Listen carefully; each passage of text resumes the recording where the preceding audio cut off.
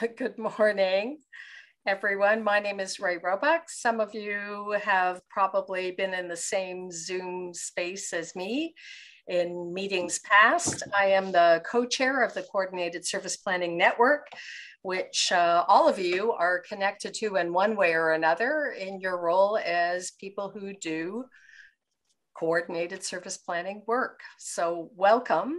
Thank you for coming.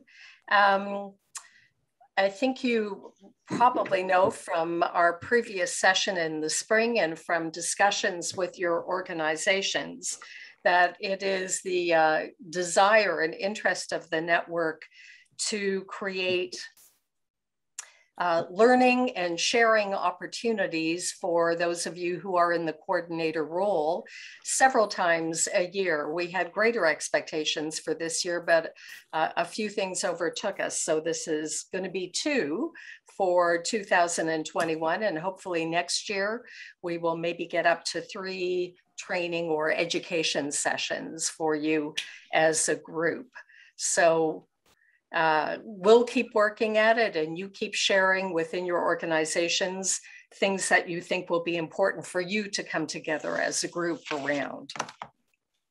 So a few technical things. Colin is our Zoom manager, and a few things he had rolling. Those of you who didn't see it, just to remind you, unless you want to share every detail of what's going on in your own particular physical space at the moment, make sure you're muted at all times, except when there is an appropriate moment for dialogue.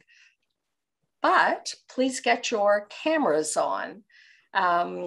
As someone who does a lot of Zoom meetings, and I'm sure you are all doing a lot of Zoom meetings, there's nothing, I think, more disheartening than gazing out into a list of names, albeit the names are beautiful and lovely, but we'd like to see your faces. And I know Catherine would like to see your faces when she's speaking with you. So put your cameras on, that would be excellent. If you've got any questions or challenges, use the chat, and Colin will be sure to respond quickly and help you. So I'm going to turn it over to Catherine in a minute, but just a couple of things I want to share with you right now. First of all, around this session, Catherine has structured it so there will be a few topic-specific breakout rooms related to her presentation. And then when we come to the end of the session, one of the things that those of you who participated in the spring session on facilitation skills, you told us you'd like some more time to talk as a group around your work and around processes and whatever. So we've created about a half an hour at the end of this formal session where Zoom will stay open. Colin's going to move you into groups larger than the breakout groups that will occur as part of our presentation. And that's really your time to use however. I think we're probably looking at groups of 12 to 15 people, very arbitrary collections of people, but a chance for you to meet other people in other parts of the province and talk about your work as service planning coordinators. At 1 p.m.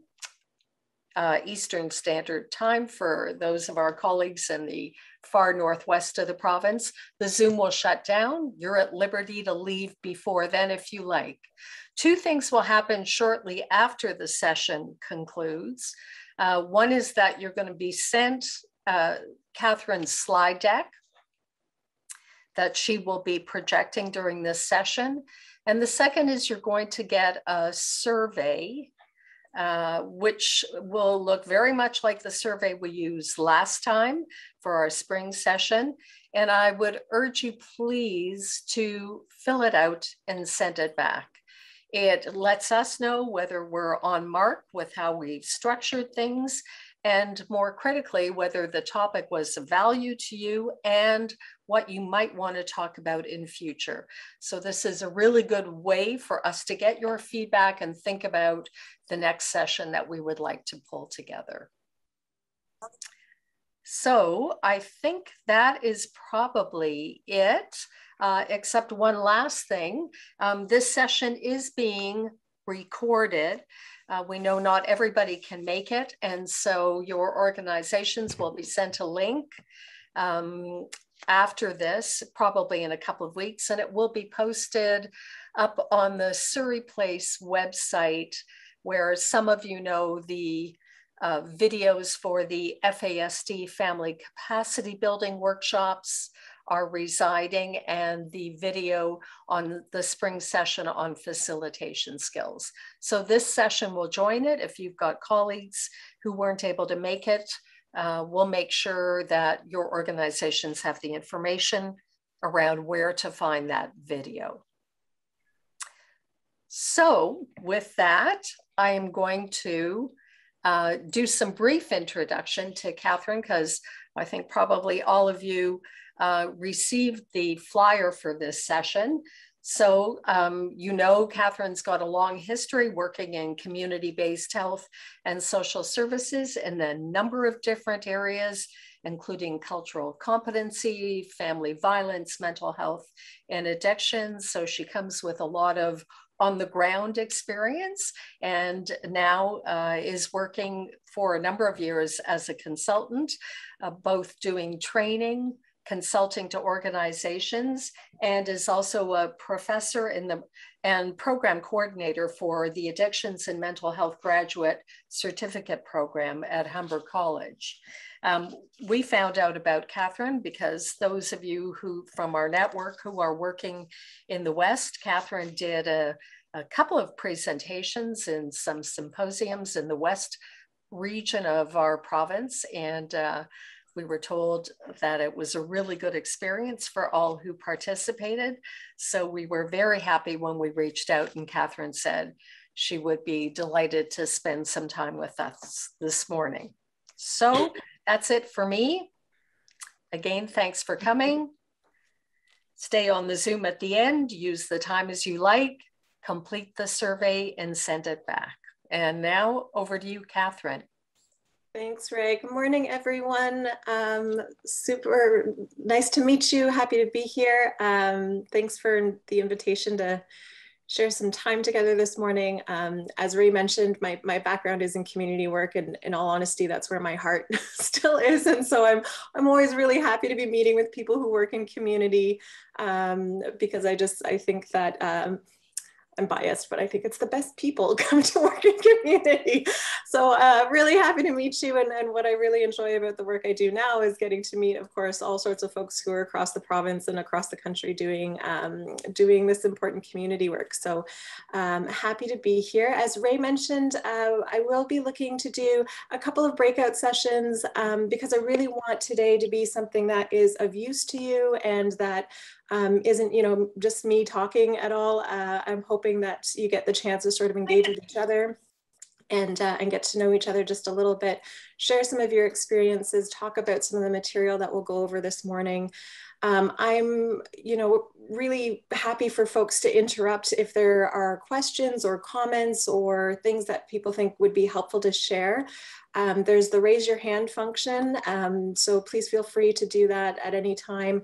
There's also the chat box that I'm going to try to keep an eye on. But again, if somebody wants to put something in there, I'll try to sort of keep an eye on that and have a look at the comments as we go. So please feel welcome to be as engaged as you'd like to make sure that this is something that's of use to you and not something that, you just sort of are passively watching as we go.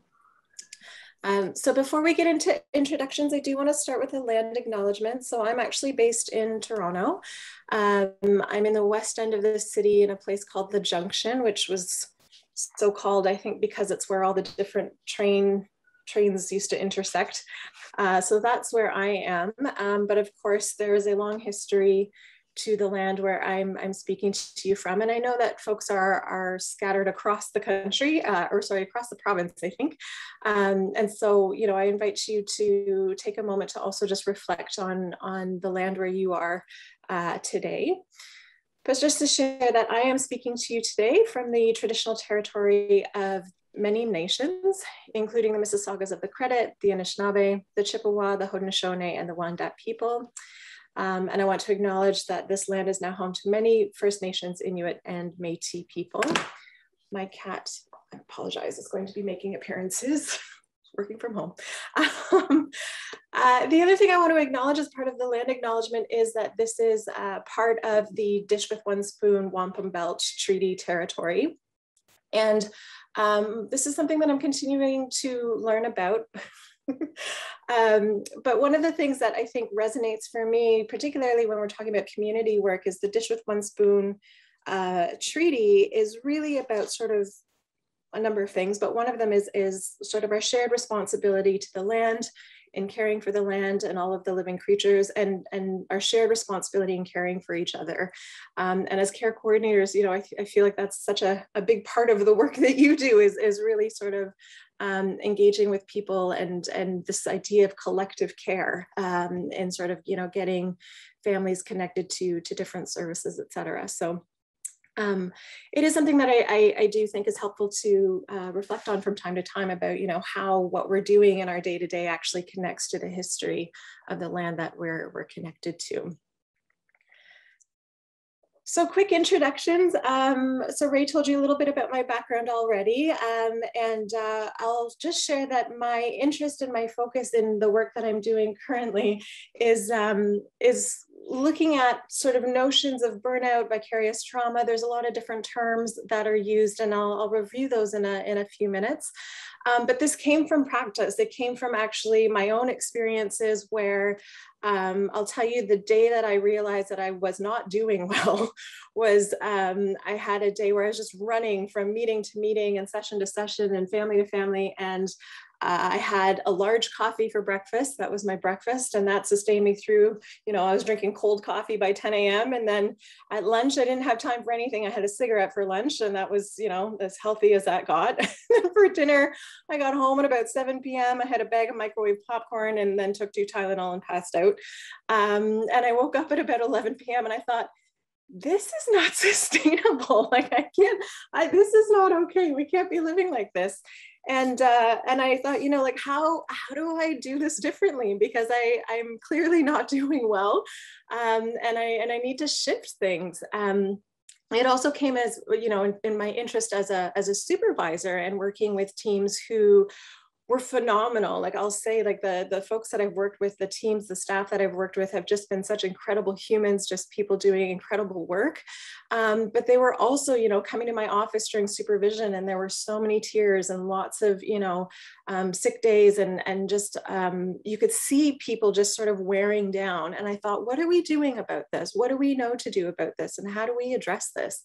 Because I don't think it's okay that we come to the work full of, you know, hope and desire to do these wonderful things. And then over time, you start to see people starting to not be well.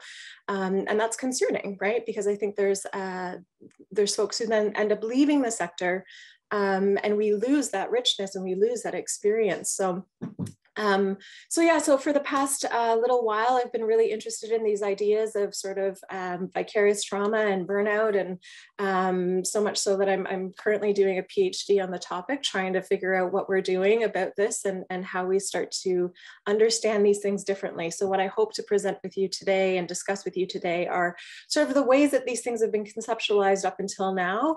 And I'm hoping to present some maybe new ideas that might actually give you some different ways of thinking about things and strategizing about things, so that sort of offers a new direction forward. So what I'd like to do though is I know that we've got, according to my list here, 179 folks on the line, which is fantastic. And it can be a little bit overwhelming to sort of maybe, you know, feel engaged when there's that many people and you don't really know very many of them. So I thought what I'd do is just offer us the opportunity to break into smaller sessions. As Ray mentioned, this is being recorded, but the breakout groups don't get to be they aren't part of that recording. So please know when you move into a breakout group, that conversation that you're having in your breakout group is not part of the audio recording. So I'd like to, you know, offer opportunity for folks to get into a breakout group and just say hello, see who else is on the line, perhaps introduce yourself. And I'm going to type just a question into the chat here that I invite you to share with each other and just reflect on, is like, how are you doing? You know, how are you doing really? And, you know, what's going well, and what are some of the struggles that you're maybe sort of facing in the work right now? What's going on for you? Just a bit of a check-in with each other, an opportunity for you to learn from each other, hear from each other, and just maybe meet some new people. So we're going to move into some smaller breakout groups. I'm going to give us about 15, we'll say 15 minutes or so to check in and say hello. So Colin, I think, is going to be launching this, and you should see a little button come up on your screen that says join breakout group. And yeah, whenever you're ready to hit the join button, and we'll give you some warnings when you're coming back as well at the end of that. Welcome back, everyone. I always feel bad.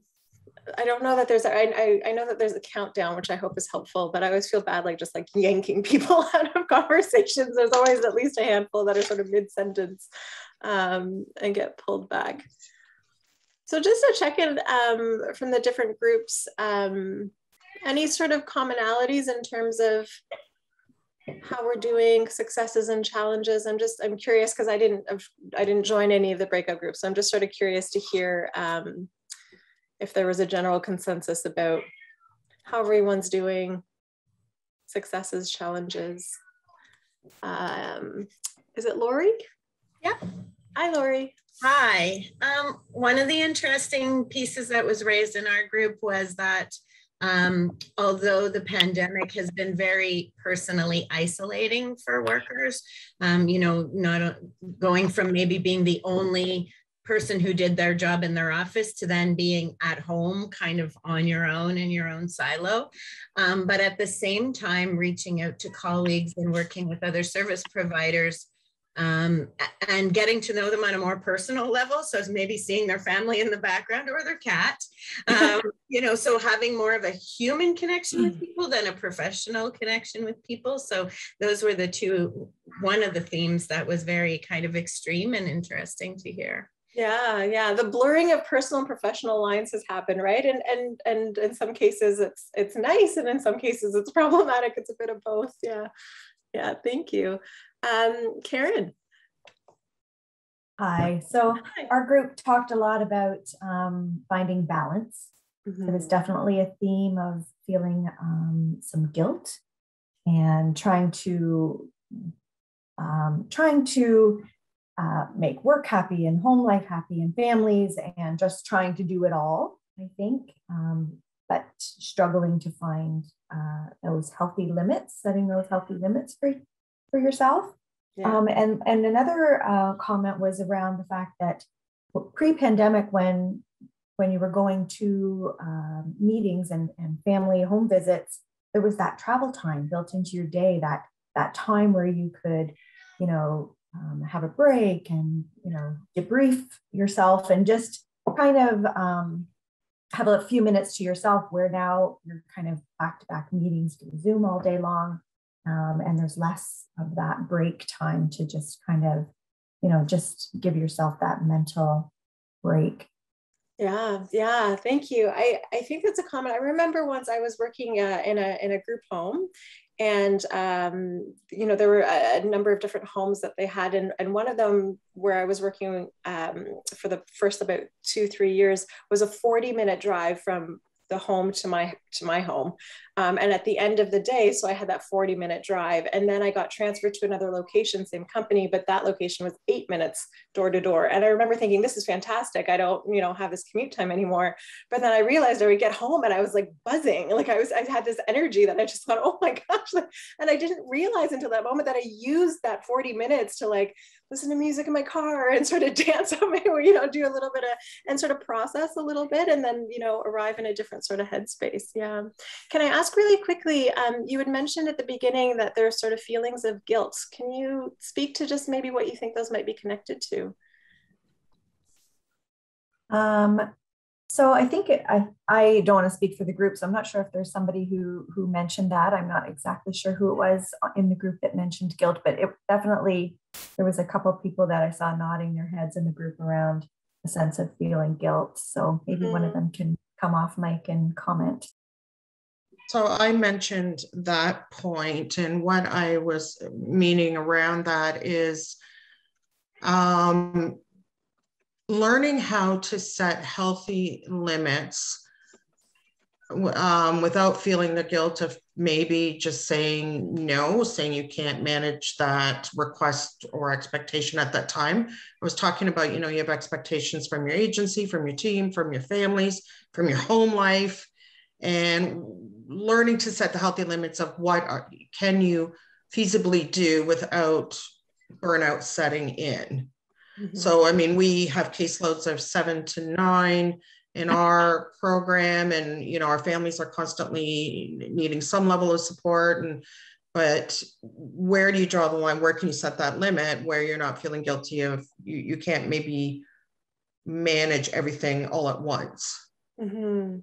Yeah, so it's this, how do I know when I've done enough and when it's okay for me to say I've done what I can do, and have that not be sort of sitting heavily where it's like, oh, I feel like I should be doing more, or I know this person's struggling, or I know this family's struggling, and I should be doing more, right? So we sort of take on things, but then it's like, well, how do we know where that limit is, and how do we get comfortable setting it? The two questions, yeah. Okay, thank you. I did see at some point another hand, but I think it's disappeared. And I just noticed in the chat here, so common themes in our room were the challenge of work-home balance while working from home, the challenges of changing the way we service our clients, and the trend of having increased levels of workloads. Yeah, so ever increasing workloads. And of course, the pandemic has required us to work in new and different ways. And sometimes in ways that we don't actually feel are as effective, or perhaps as aligned with the way that we want to be doing our work, right? Yeah. Okay, so thank you. And as I mentioned, one of the things that brought me to this is, and sort of looking at these things and trying to study and learn and research about these things, is my own sort of feelings of like, what do we do, right? Like when we're trying to navigate those boundaries, trying to understand what's going on, trying to figure out how to manage those feelings of guilt.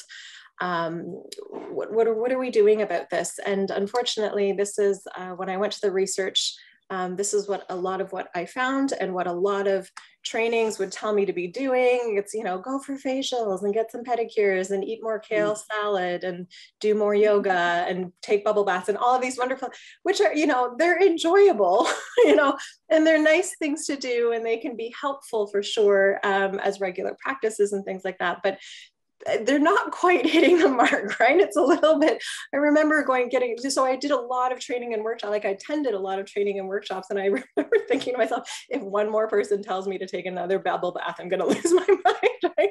And I think things have shifted a little bit since then, which is great. But unfortunately, we still don't actually have a lot of solid sort of strategies. Like, what do we do about this? How do we navigate our own well-being as we are caring for others? So what I'd like to do is just sort of go over briefly some of the ways that we've tried to understand this issue of burnout, or these issues of, exhaustion. And there's a bunch of different terms. Some of them, you might be familiar with already. So secondary traumatic stress and vicarious trauma, these are two terms that are fairly often used interchangeably. But the idea is that through providing support to trauma survivors and folks who are experiencing, big challenges, then we ourselves start to have sort of those traumatic responses as well. So we ourselves start to feel almost as though we're being traumatized through the work of our clients, or the work with our clients rather. So through their experiences, it's almost this idea that it sort of like rubs off on us a little bit. So that's one way of conceptualizing it. PTSD now actually includes the experience of so the diagnostic criteria in the DSM-5, for those interested, has been expanded to actually include this notion of secondary traumatic stress. Countertransference, this is when our own experiences are closely mirrored by those that we work with, and we start to sort of be reminded of our own, difficult experiences or challenges, and the work that we do with others sort of brings up or reminds us of our own struggles. Burnout, I feel like this is, of course, through the pandemic has increasingly received some attention, which is a good thing. But it's that deep exhaustion. There's a woman by the name of Laura Vandernoot Lipsky who talks about this, where she says, I'm quoting her. She says, you're tired in your bones, you're tired in your soul. All of your ancestors were tired people. You know, it's this idea of there's just like deep, deep exhaustion, right? Compassion fatigue is another term that has been used. It's this idea that in, you know, providing compassionate care to others, we ourselves become exhausted. And then this notion of collective trauma, which has been something that I think has really emerged during the pandemic, but this idea of, you know, entire communities, entire, you know, population sort of experiencing a traumatic event. So I'll share with you that I do take issue actually with each of these terms. I don't think that they quite hit the nail on the head in a number of different ways. I think, you know, this idea of secondary traumatic stress, while yes, it is difficult to hear sometimes the stories we hear and to bear witness to the things that that we do bear witness to in our work. You know, it's not the exposure to our clients that is harming us, and it's not our compassion for the folks we work with that is harming us. I think that actually, when I hear about the things that really contribute to our exhaustion and the research that I do talking to folks who are doing this work, what I hear is more about sort of the systems that actually burn us out, right? It's this idea that I want to refer people to services that I know will benefit them, but there's a 6-month wait list, or the services don't even exist. Or my colleague actually, I think, is really struggling right now, and I'm kind of worried about the way that they're working with this particular family, and I don't know how to say it, right? So there's sort of these other pieces that are not taken into account with some of these terms. The term compassion fatigue in particular, I don't love it, because it's this idea that, you know, if we define the problem as being compassion, you know, I'm so fatigued because I'm being so compassionate, the easy fix is stop being compassionate. And I would say that none of you have come here into this work because that's what you want to be doing, right? I don't think that that's the solution, is to stop being compassionate. I think rather what is fatiguing is feeling like, if I don't do this for this family or for these people or for my own family, if I don't do this, no one else will. And the detrimental effects of not doing it or of not getting it done are actually quite negative, right? So it's this idea of actually holding so much and being a team of one, or being a very small team where you're trying to make things work. And we're sort of feeling alone and perhaps a bit isolated and trying to navigate this stuff. So it's not our compassion, I think, that makes us exhausted. I think what exhausts us is oftentimes our ability to sort of see things moving in the ways that we want them to move, and the ways that we know would be best for the people that we're working with. I came across this quote that I'll share, you know, I'm happy to sort of hear a little bit of feedback and thoughts on it. So, you know, how we define the problem will sort of determine how we go about addressing it, right?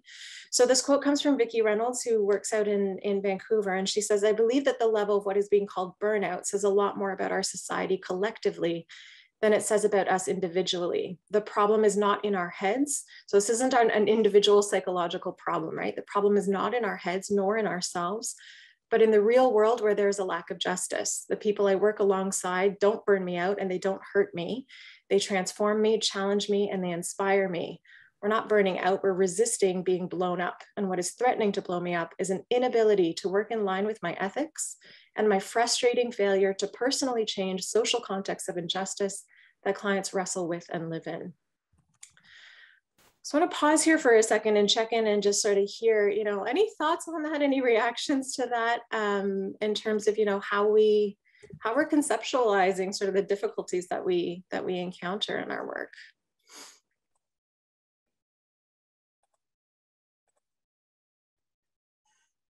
I think it says it beautifully to what I'm feeling, right? Like I agree wholeheartedly with this quote here. I think it's quite accurate in my experience. I just didn't have the words, I guess, to identify it. So it's a little refreshing to hear this and be like, okay, yes, this makes a lot of sense in terms of my experience and how I'm feeling. Because yes, it's not, I know it's not me, but I'm fighting against this system of injustices, right? That you're seeing your clients exactly wrestle with and live with. And I'm I chose this field to help. And when you can't, or you're fighting against a system that is not in line with it, it's frustrating. And I think that's where my burnout comes from. Exactly. So it's beautiful. I think it really pinpoints it for me. Yeah. Yeah. This is taken, by the way, from an article that's available for free on her website. So I've given you the information there at the bottom, and the slides will be shared in case you want to check out some of her work. Yeah, I think the idea too, like the narratives around burnout and vicarious trauma and compassion fatigue, unfortunately, I think they sort of position what are actually social systemic problems as individual problems, right? So if you're struggling with burnout, or you're struggling with vicarious trauma or compassion fatigue, it's because either, you know, you're incompetent, or because you're not doing enough self-care. And I think it's not totally fair to say that. I think we do have a responsibility to take care of ourselves, but I think we're missing part of the problem if we say that it resides specifically in us as individuals. And we're not looking at how sort of these social systems actually sort of perpetuate the frustration that we can experience in the work that we do. Anyone else sort of want to comment on this before we see? There's a comment in the chat.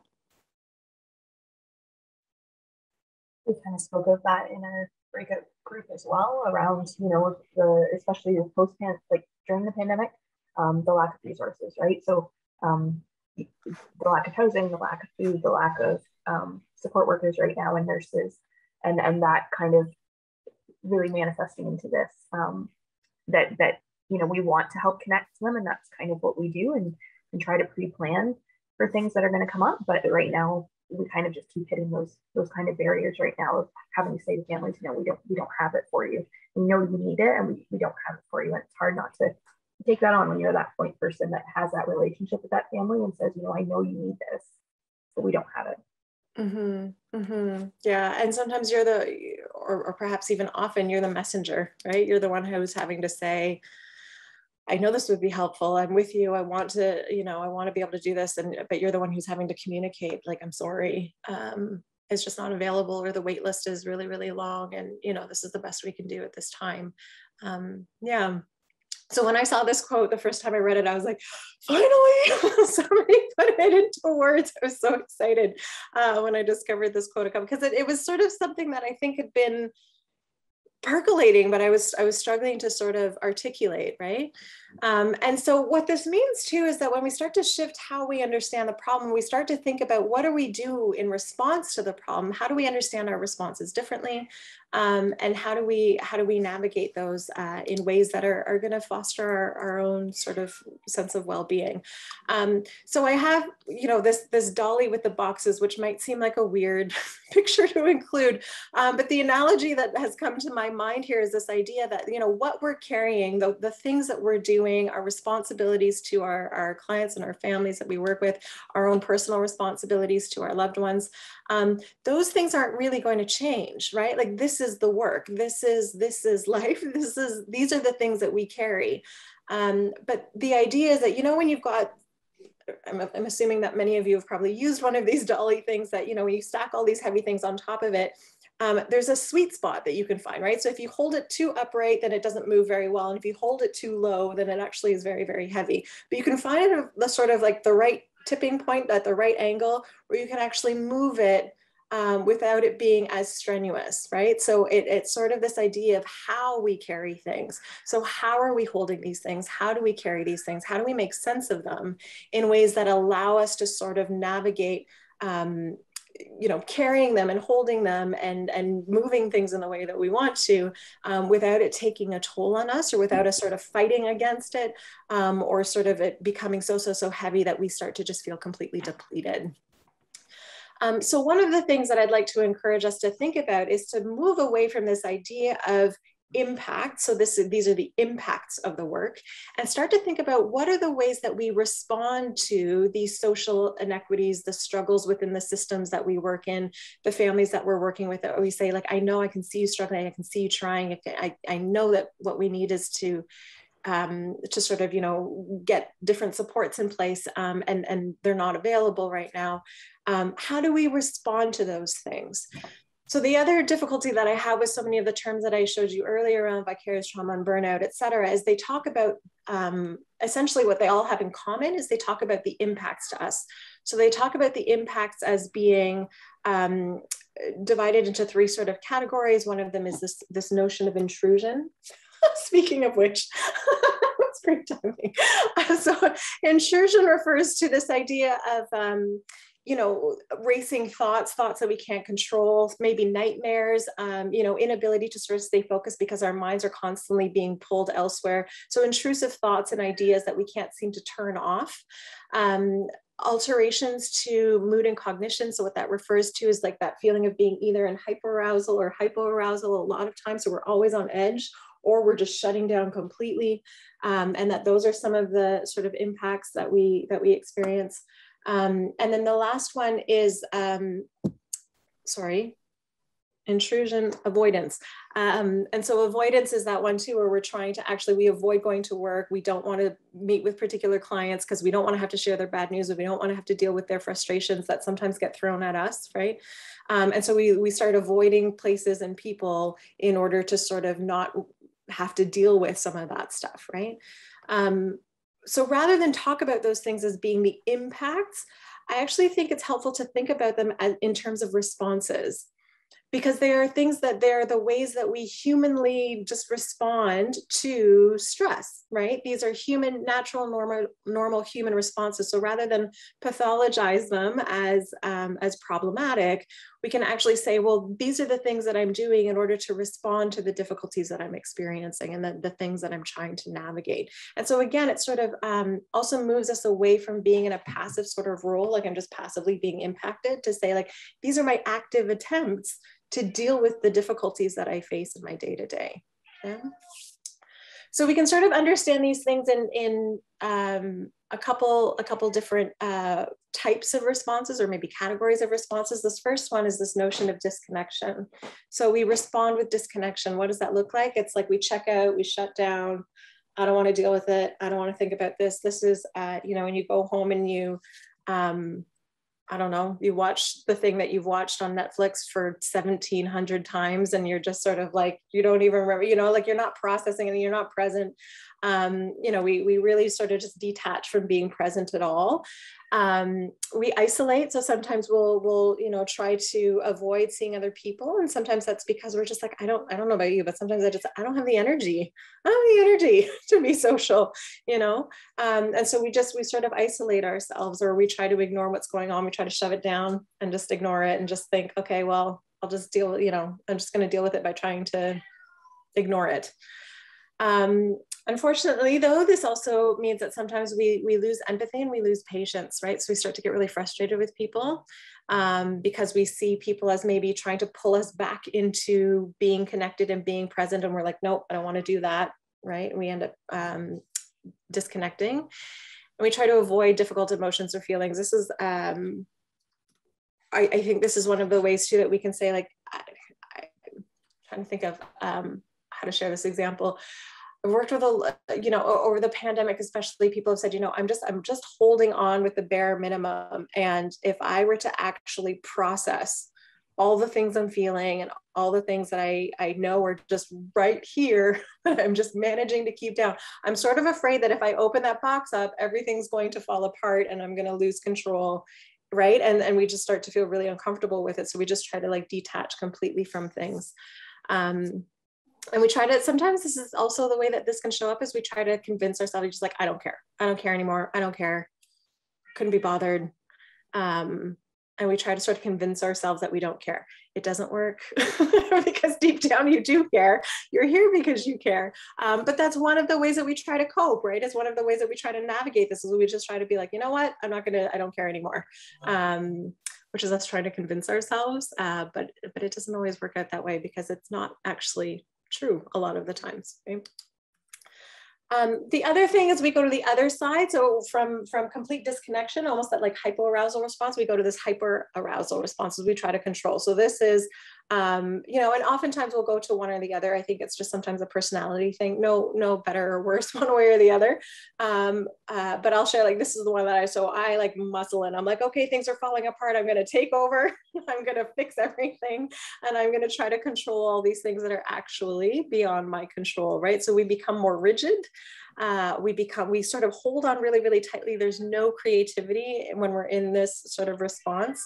We can feel intense anger and frustration with other people, this idea that, you know, other people aren't doing enough and other people should be doing more. And we try to we really start pushing other people. But what happens is we end up like fighting, and we do it in ways that actually rupture relationship. And then what happens is that we alienate ourselves, right? And so we're trying to be controlling and we're trying to take over. And what happens is other people get frustrated with us too. And then we get frustrated because we're actually trying to control, oftentimes we're trying to control things that are actually beyond our control. And then things don't go the way we want them to, and then we get frustrated. So just a bit of a check-in, and I'm going to, you know, ask you to just sort of reflect on these notions of like disconnection and then sort of like muscling in, leaning in, and control. And we've got just like a little poll that will go into the chat for you just to think about and just sort of share. So the first one is, you know, do you recognize disconnection responses in yourself? So I think Colin's going to post a poll for us there. It should sort of pop up for you. You know, do you recognize disconnection responses in yourself? And then the next question is, do you recognize control responses in yourself? So do you recognize when you're trying to control things that are beyond your control, or you're trying to like sort of wrestle things in? And then the third question for you to think about, so there'll be a poll for each of these questions. The third thing to think about is, do you tend to respond more with disconnection or control? What is your go-to? Because many of us sort of tend to lean one way or another. And again, there's no right or wrong here. I think the idea is really just to sort of think about how do we understand our responses, and how can we, you know, help to make sense of them. So for the disconnection, so we've got 94% of us are saying that yes, we recognize disconnection in ourselves, right? This is a comment, and this is what I want to say too. This is, I really believe, like, we are wired to respond to stress in these ways, right? Like this is not abnormal. There's something wrong with you because you're, you know, doing it in this way.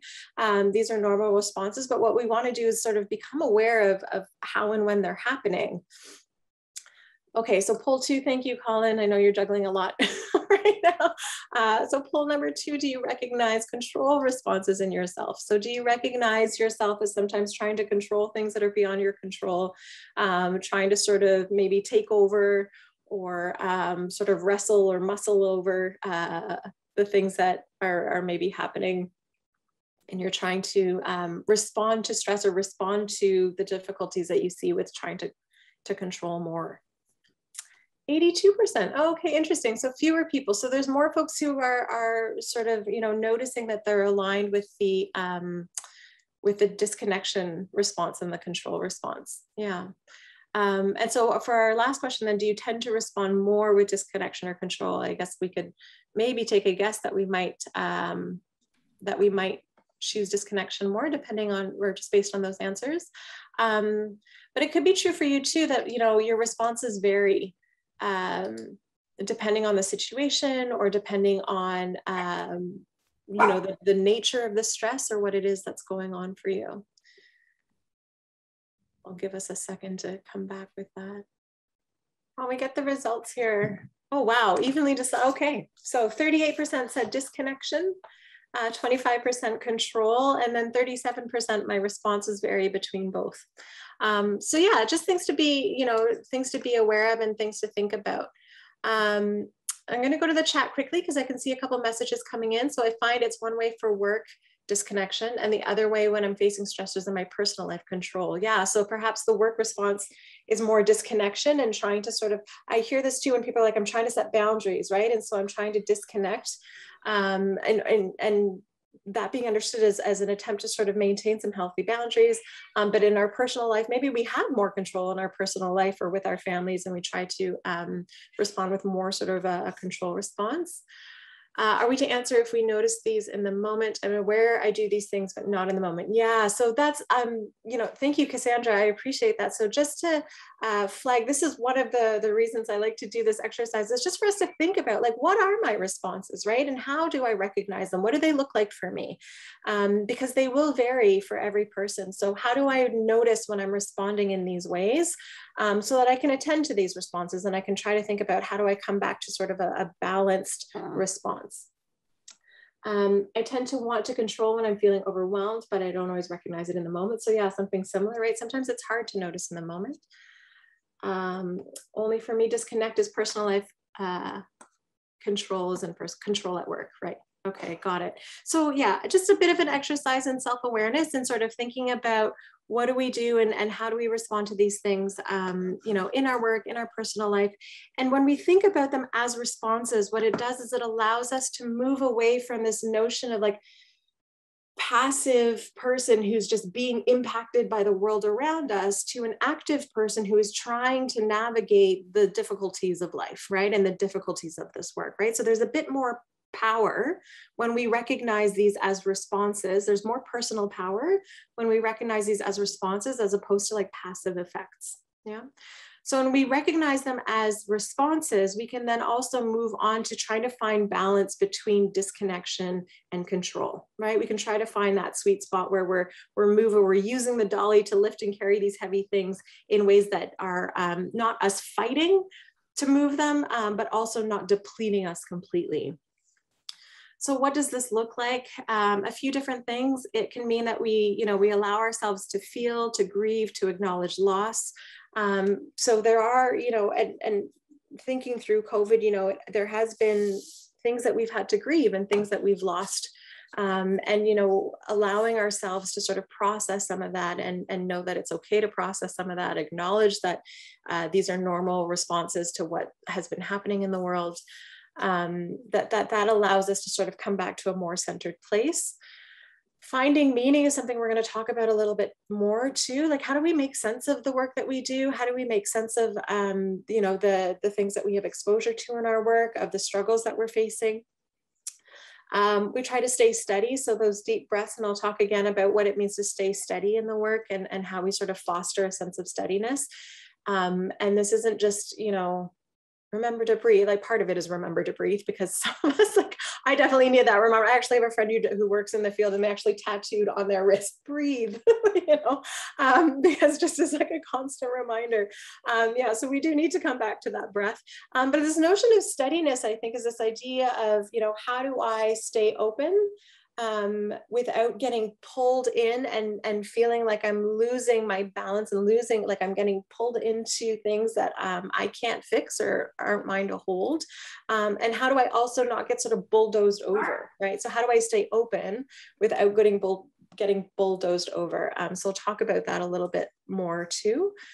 Sometimes it's nice too to remind ourselves that recognizing our frustration, our grief, our even anger, come from the fact that we care, and sometimes it's just nice to remind ourselves that the reason that we feel these things is because we want to see better, we want to see different for the people that we're supporting. Another helpful reminder, so we remind ourselves that I can care about others, but I can't live their lives for them. So that's, again, sort of this notion of what is the healthy boundary here. And sometimes that can be conceptualized as, I care for you and your well-being is dependent on your choices. It's not completely dependent on what I can do in my work, right? There are other people who have, choices to make and their struggles. I'm here to walk with them through that. I'm here to try to support what I can, but it doesn't mean that their struggles become my struggles, right? So sort of what is that healthy boundary between recognizing autonomy and providing support? So we find balance in being separate but connected. And I'm going to talk to a little bit later on when we talk about both self-care and collective care. So we hear a lot about self-care, but I'm going to talk a little bit about collective care and what it means to sort of engage in collective care. Yeah. So at this point, when I'm thinking, we've been going for just over an hour, I have seen a couple yawns, and I'm thinking that we might need a coffee refill and a bathroom break. So what I'd like to do, and I know that some folks are too responding to, you know, emails and phone calls because work doesn't stop, right? So I'm going to give you, let's take 15 minutes, bathroom breaks, coffees, refill, and whatever it is you need. Frantic response to emails that need to be responded to and phone calls. It's 10:40 now. If we can come back at 10:55, and we'll keep going at that time. Okay, so feel free to turn your cameras off for now. And we'll come back at 10:55 after a bit of a break. Welcome back, everyone. One of the things I'm just noticing, it's amazing how much our environment can make a difference. So I don't know how much of my cat screaming you were hearing throughout the earlier part of this one. I swear I feed him and he's like well taken care of. But now that he's gone quiet, I'm like, it's just like, so, you know, just like being aware of that environment. Sometimes like we just manage, right? We just manage to keep going. But then when all of a sudden there's like something that like an irritant or something that's been taken away, it's like, oh, like just be so much calmer all of a sudden. Even though I didn't feel stressed before, like I'm just noticing that I am actually calmer now. So those environmental sort of, you know, factors, again, just on topic, and how they impact us. So I hope that any of the fires you were perhaps attending to in 15 minutes are all doing okay. So I'd like to sort of go on for the rest of the morning.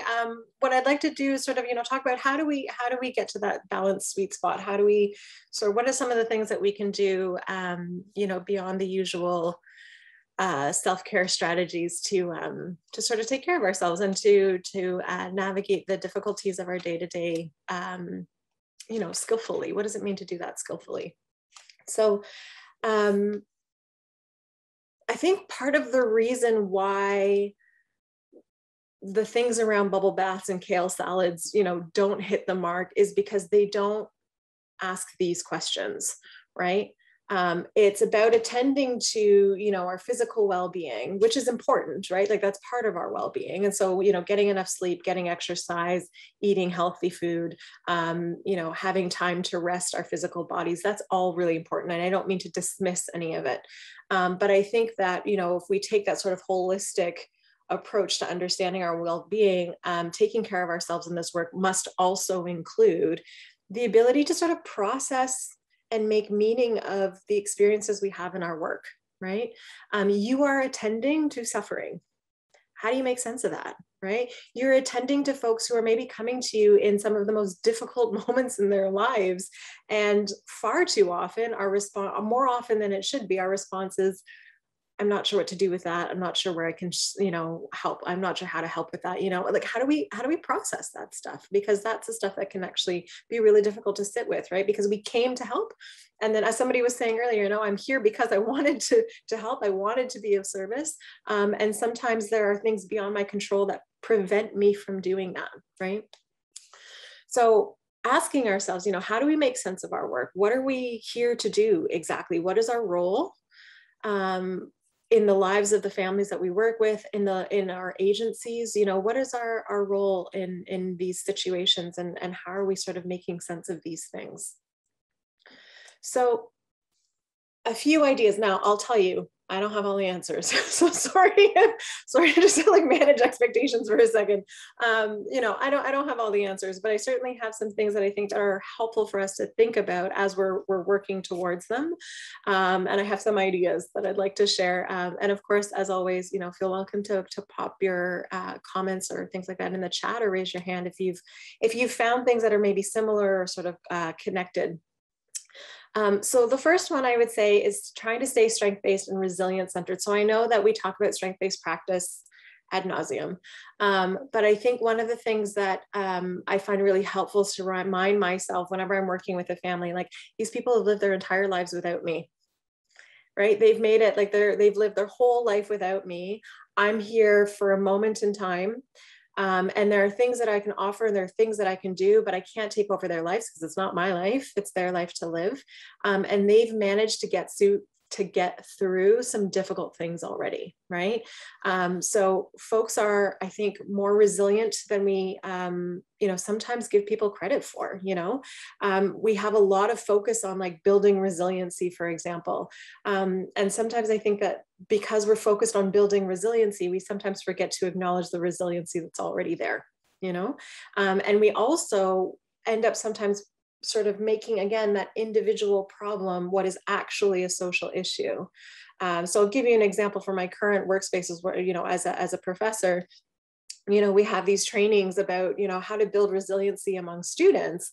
And I said, well, it's not that the students aren't resilient, it's that they're struggling financially because tuition is so high and OSAP isn't great. And, they can't juggle full-time school and full-time work, and they've got childcare responsibilities. And, these are the things. It's not that people aren't resilient, it's that they're struggling with things around them. So let's acknowledge that people that we're working with are actually resilient.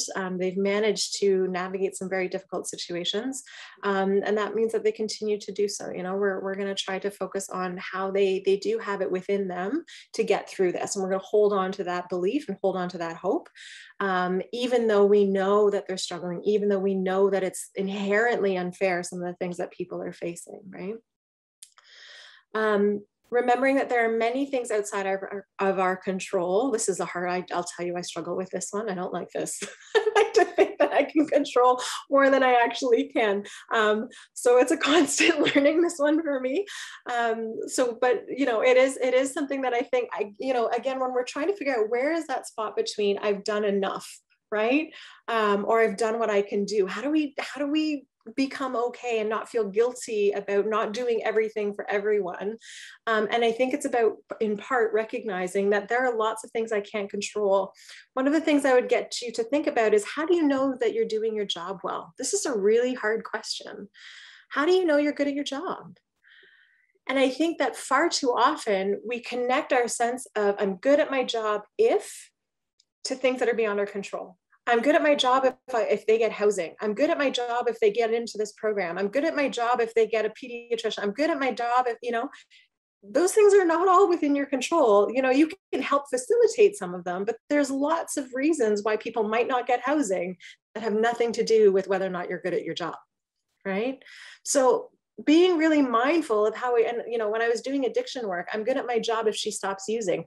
There are 100 reasons why she's going to continue using that have nothing to do with whether or not, because people can make choices, right? And people are living their own lives and trying to navigate these systems that you or I don't have the power to fully, shift and change overnight, right?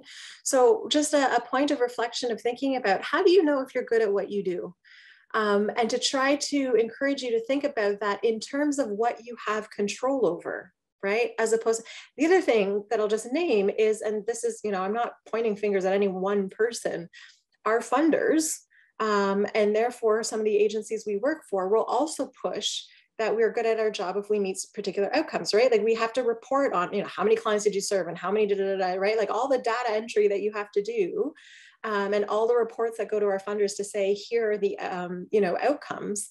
And that then also sort of gets translated as you're good at your job if you achieve these things. But achieving those things is not fully up to you, right?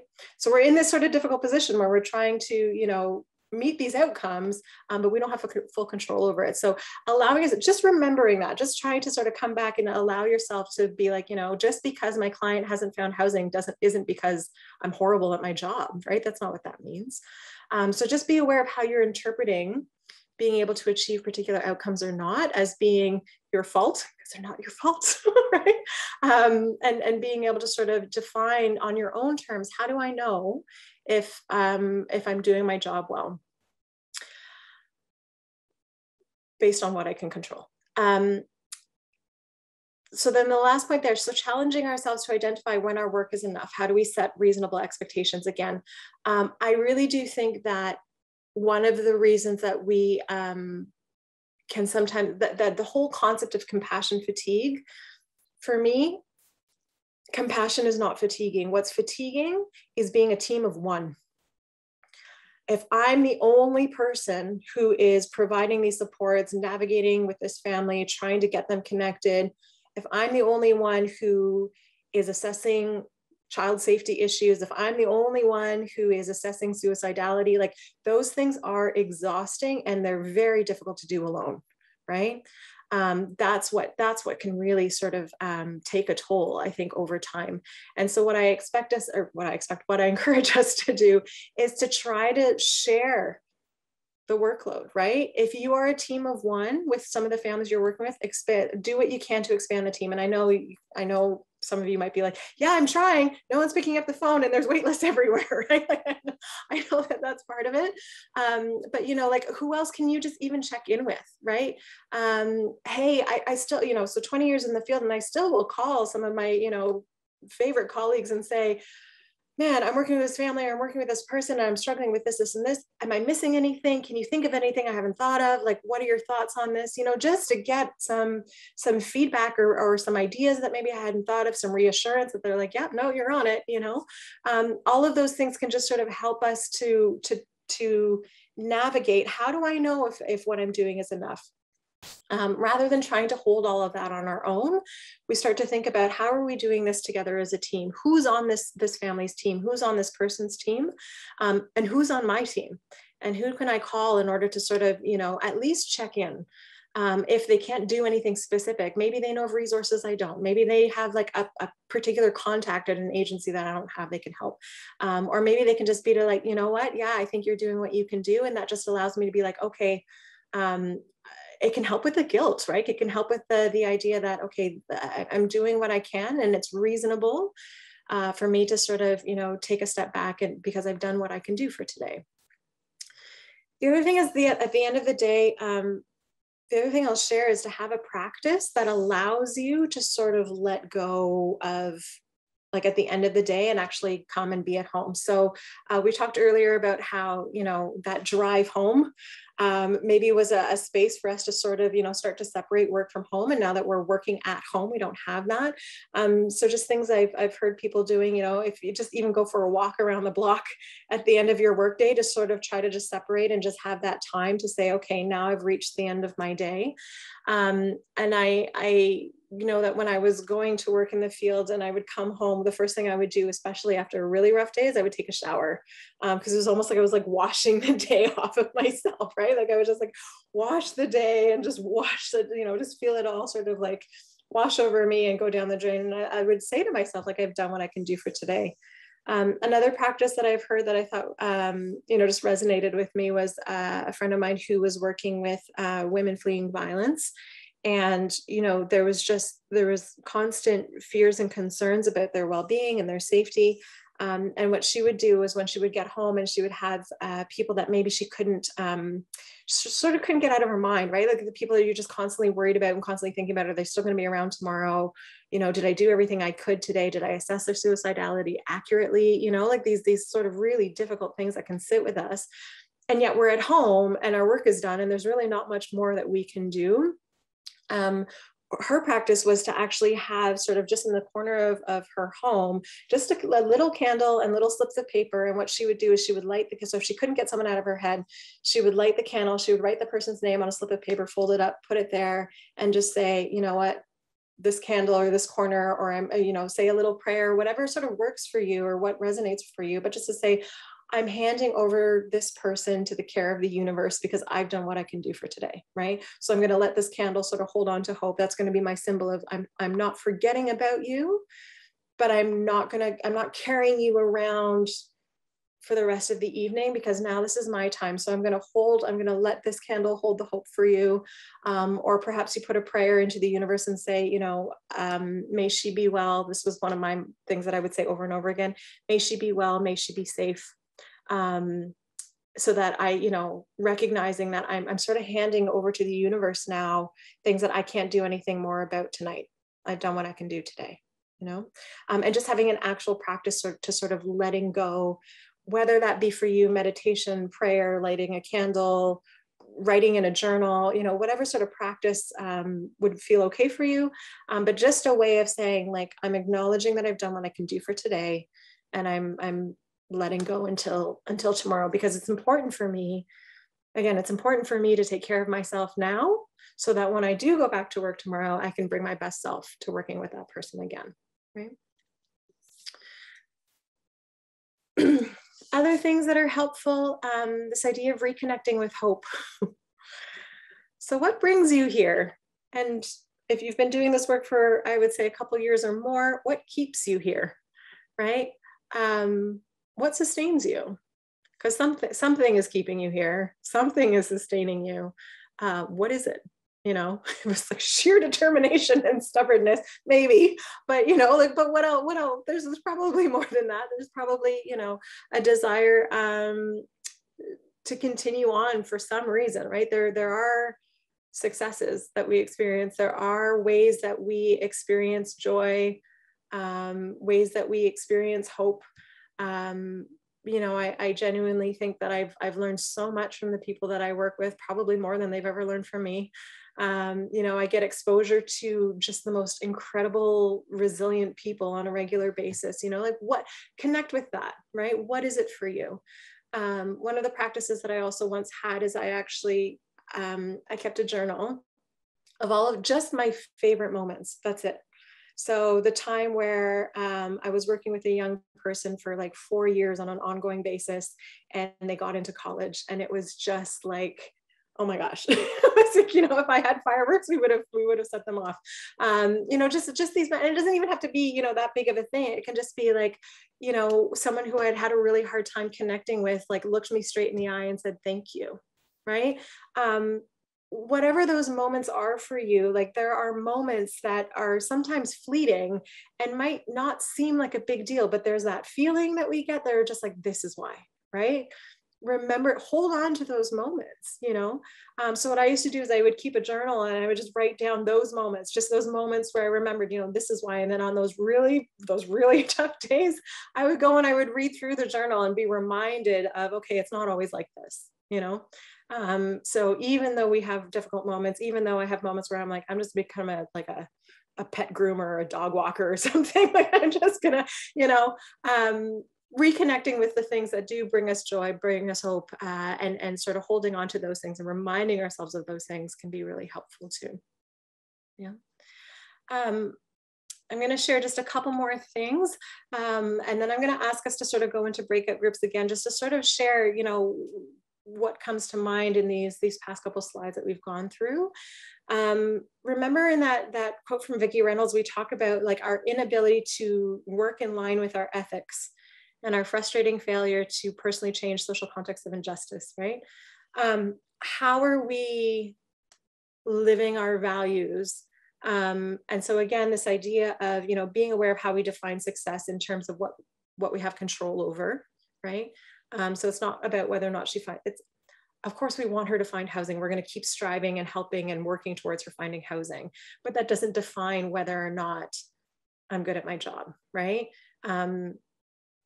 What are the things that we do have control over, and what I would come back to? So personally, my sort of, you know, interest in terms of how I approach my work is I have found a lot of resonance with trauma-informed practice. And so I use those principles to sort of come back to, am I doing my work in an ethical way? And so I use the principles of trauma-informed practice as my own framework to say, you know, am I fostering safety? Do I show up in a way that allows the person to trust me, right? Am I being trustworthy? Am I attending to safety needs and fostering a sense of safety in all of our interactions? Am I working in a collaborative way, right? Or am I doing work to people instead of with people, right? So how am I engaging people and ensuring that they are, you know, engaged in their own decision-making, that we're fostering autonomy in our work? Am I celebrating strengths, fostering resilience, right? How am I recognizing the ways in which people have already, you know, managed to navigate really difficult things? How am I engaging in the work that allows me to, at the end of the day, say, maybe that was a really hard day, but I'm proud of the way I showed up, or I'm proud of what I was able to do, or I know that I did the best I could given the circumstances, right? Or given the situation. How do I make sense of these things by reconnecting to what's important to me, what I define as ethical practice, and ensure that that's what I'm keeping at the forefront of how I engage with people, right? So there's this idea of making meaning of our work and looking at how we make sense of the work we do? How do we make sense of our roles? There's this idea of connecting with hope, right? How do we make sure that we are not only focusing on the difficult stuff, but also remembering, you know, and celebrating those victories? And then how do we hold on to our values? What are the values we bring to our work specifically? And how do those inform our own feelings about how we do our work, right? So if I'm working ethically, I can navigate a whole bunch of different things if I can, at the end of the day, say I feel good about how I did my work, right? The days where I feel really horrible is when I'm just like, you know what, I didn't manage that very well, right? And that's okay, that happens. But it's like, but constantly coming back to our own values and our own ethics is actually quite sustaining, because then we can at least feel good about what we're doing within the context of all the difficulties that we're navigating. Yeah. So what I'd like to do is, I feel like I just gave you a bunch of information. What I'd like to do is just offer an opportunity to check in with each other again, and just to, again, process this stuff a little bit. You know, what are your thoughts on these? Have you actually, you know, implemented any of this stuff already? So just, you know, thinking about these questions, reflecting on what brings you here, what sustains you, and how do you define success in terms of the things that you have control over, right? And then also, you know, I didn't put this on the slide, but if you wanted to share, you know, what is one thing that has, you know, brought you hope? So, you know, it was lovely to hear earlier today when asked, you know, how are people doing? And one of the things that came up was, actually, I feel like even though we're isolated, it's been nice to sort of get to know coworkers and colleagues on a bit of a personal level, because there's children and animals, and, you know, we're in people's homes a little bit more than we normally would be, you know, and there's a real connection there. And that's something that can actually offer hope, because we're just, you know, being reminded of our collective humanity sometimes when we're seeming like we're just, you know, perhaps fighting these systems. So what I'd like to do, we're going to break out into the same breakout groups again. And it's just really an opportunity to check in with each other about, you know, the information that's been shared to this point, and sort of how does it resonate with you? How do you make meaning of the work that you do, of the, you know, the ways that you try to navigate? How do I know if I'm doing enough? How do I define success? Not based on, you know, client outcomes, but also on how I show up.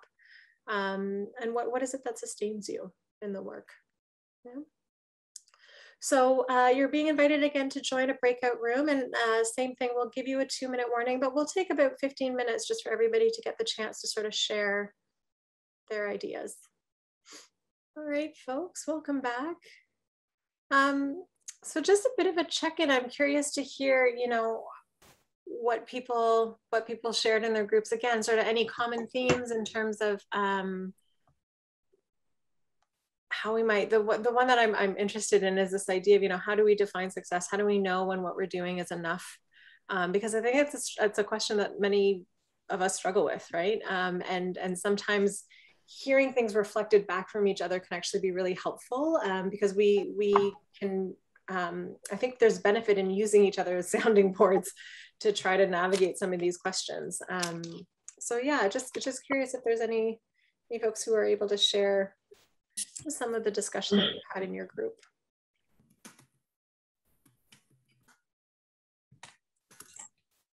One thing that was very evident is the big discrepancy in caseload sizes.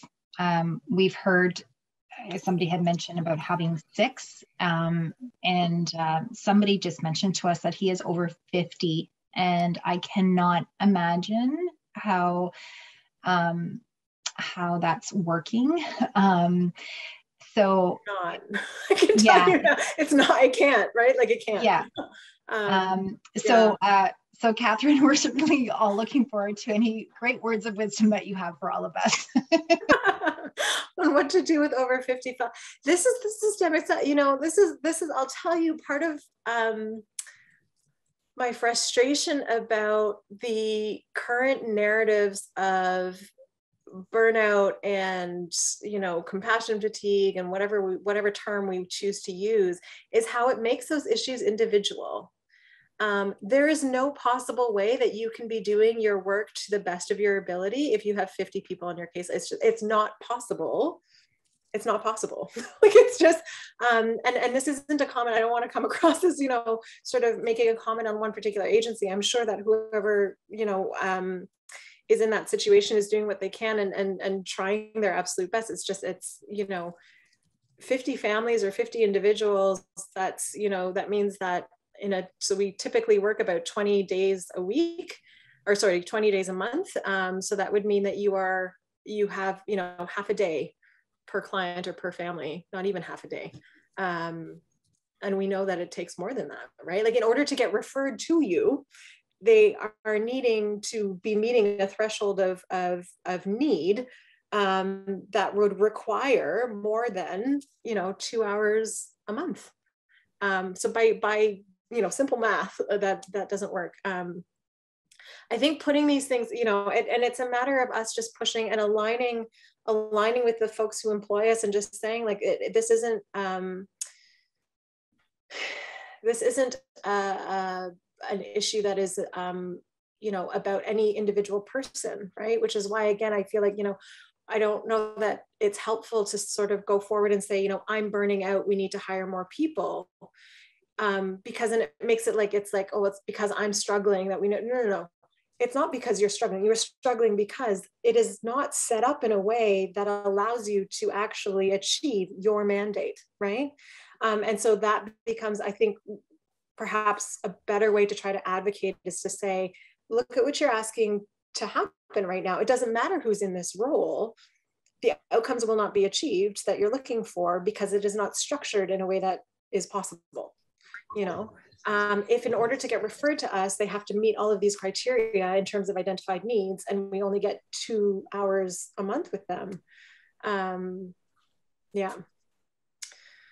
And that's not to say that it's easy. That's not to say that it's a solution. And I recognize that many of you are doing this already, right? There's a comment in the chat. I'm not sure that we're comparing apples to apples. Services are being offered differently in different communities. Some are offering long-term services. Some are 1 to 3 meetings over a year and then discharge. So yeah, that's something to be taken into account for sure, for sure. I remember once when I was feeling like I was, you know, moving towards burnout, I actually just wrote down all of the things that I'm supposed to be doing in my job. And I took it to my supervisor and I said, here's what I do. Here's the amount of time I have to do it. I can't, it's not possible. And it's not a comment on me. It's not possible to do all these things in this time frame. So tell me how you want me to prioritize. Right? Yeah. I think just the comment in the chat was a theme in our discussion just around the job description itself and how services are implemented differently in different regions and across different communities, and some even within the same region, but different communities in that region have different service pathways. And so just, I think, Catherine, coming back to your comment about the system being kind of where the burnout happens or where the barriers are, but also just even, I think, seeking clarity in your role and in your job description. And I think for us, like, having perspective about what your role is and what how you're meant to support these families, I think can be challenging, but also something I think that some of us said sustains us over time, because I think, if you're able to maintain that perspective about, what your role is, and it's not to sort of go in and fix the situation, as some others have commented, it sort of, I think, can help over the long term. But definitely, just to that comment, like, it is very different in all of our different communities. And so I think the job description itself can sometimes be, or the role itself can sometimes be, the ongoing issue if you don't have clarity about what that is and what that looks like. And it's hard to then have, it's hard, I think, to have something to come back to when you're not you're supporting all kinds of different families in all kinds of different ways. Makes it feel, it's always going to feel every day like kind of an insurmountable task. So. Yeah, thank you. Wondering about, like, having that conversation, you know, and reflecting on that question, how do you define success? How do you know if you're good at what you do? How do we define what our role is? Reflecting on that for ourselves, but also like checking in with the folks that we're working with, right? So the families that we're working with, the individuals that we're working with, what would success mean? What would I be able to do within the context of what I have power over that would be most helpful to you? And then also having that conversation with our employers, you know, what is it, what are the expectations? Like, let's get really clear about the expectations and how feasible they are and what our priorities are, so that we feel that we have some clarity and direction. Because otherwise it can feel a bit like wading through mud and just respond, like it's just like putting out fires constantly, right? But not necessarily feeling like we're progressing in the ways that maybe we want to or that we're hoping to. Courtney. Yeah, one of the things we've really like touched on is knowing, like you were saying, your own capacity, but the family's own capacity. Are they able to do the things, work on the goals? What is their circumstances, especially in these weird COVID times? But the capacity to maintain the plan, to do the check-ins, to implement whatever you're doing with the family, having those check-ins with yourself. Like you were saying, some days are going to be great days where you're very productive. Other days, you know that maybe your mental health is not as strong and you're feeling burnt out and tired. So those are the days where you have the down days, and kind of adjusting your schedule to really adhere to that work-life balance so that you're maintaining this sense of purpose for yourself within your work as well as in your personal life. But I feel like knowing your capacity and knowing the family's capacity is huge right now, just because that kind of sets kind of the tone in a way of like how you're going to proceed. And also I was saying to the group that I've been like implementing things on my calendar, like telling myself to eat, telling myself to go for a walk. Like these are things I'm trying to create habits within my work calendar to really help myself. And I've been trying that with families too, because we just know that everyone's so busy these days that you have to take those 15 minutes, you have to do those things. So just learning to plug out and just do those things so that you can come back to, again, do the thing. And I said my coworkers are my main source of, they're amazing people, and just having those check-ins to either talk about personal stuff or to talk about some work stuff just to reflect is really great. So yeah, this is amazing. Like all this stuff is really important, as well as it's really hitting home with everyone you're talking to. So thank you so much. This is amazing. Oh, good. I'm glad. I want to highlight, I love the, building out time for lunch and building out time. Like that one day that I shared where I had a cigarette, that was my lunch break. Like that, I was like, this is, because it was literally like in my car on the way to the next, I was just like, no, and what came to mind was, this there's this meme that I saw or something where it was, there was this guy trying to like saw down a tree, and there's somebody who walks by and says, if you stop to sharpen your saw, like you could actually be more effective, you could cut more effectively. And the guy was like, I don't have time to stop, I have to get this thing done. And they're like, but if you were to stop and actually take care of this thing, it would help you. And it's that feeling, right? It's like, I don't have time. So yeah, I appreciate the sort of blocking out time to do the things that sustain you. Thank you. There's also a comment in the chat here. We talked about agencies, employers automatically building and supports debriefs, team meetings, team building, versus having the option to access it if you need it, and then leaving it up to the frontline worker to identify when they need support, and then trying to work up the confidence to ask for it. When the culture of the agency is that burnout is a personal problem, be a systemic collective one. Yeah, this is an interesting concept that I've started to ask people about a little bit more, actually, is this idea of sort of structured, regular, so, and to the point that was just made about structuring time for the things that sustain us. putting supervision in our calendar, putting team check-ins, or, you know, if there's a colleague that you just, you know, you've bonded with that, you know, is good support for you, actually putting time together in your calendar, rather than sort of waiting for things to crumble. Because what happens is that sometimes we don't reach out early enough, right? And so then we reach out when we're like, oh no, okay, we're already sort of falling apart a little bit, and we wait to like reach that threshold before we reach out, or we feel guilty reaching out because I'm like, oh, I know that this person is struggling too. I don't want to burden them. I know that they're really busy, so I don't want to, you know, just add to their plate. And so we hesitate to reach out, even though that person might be super happy that you did. We still sort of feel like, oh, I don't want to bug them, right? So having that be part of the things that we schedule in, because they do sustain us, and we can, you know, support each other. So I'm going to talk in a couple slides about collective care, but that's a really fantastic example of collective care, right? Is that we have the people that we know that we can call on, and that we create that sort of we create a practice around supporting each other. Yeah.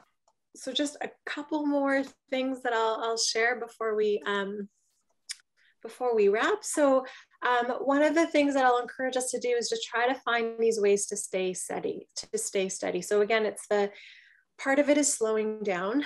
And so when we're running, as we, you know, mentioned earlier, when we were in those moments of like disconnection or control, sometimes what also happens is we're in the frantic, there we go. Okay.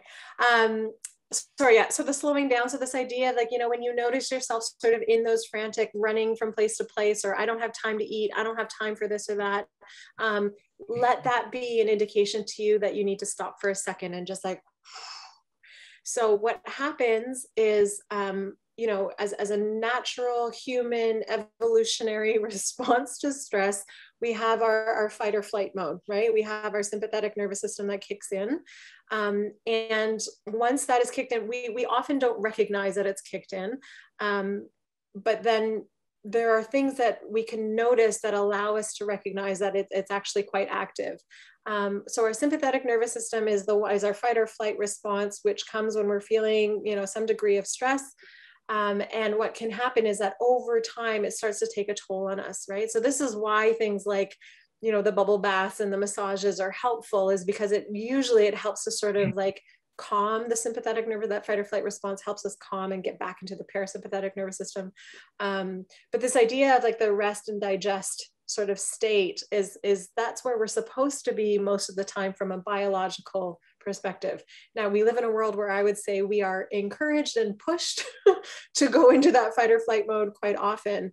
And so part of caring for ourselves has to be, you know, recognizing when we are starting to get into those modes, and trying to attend to sort of bring back a degree of steadiness and calm.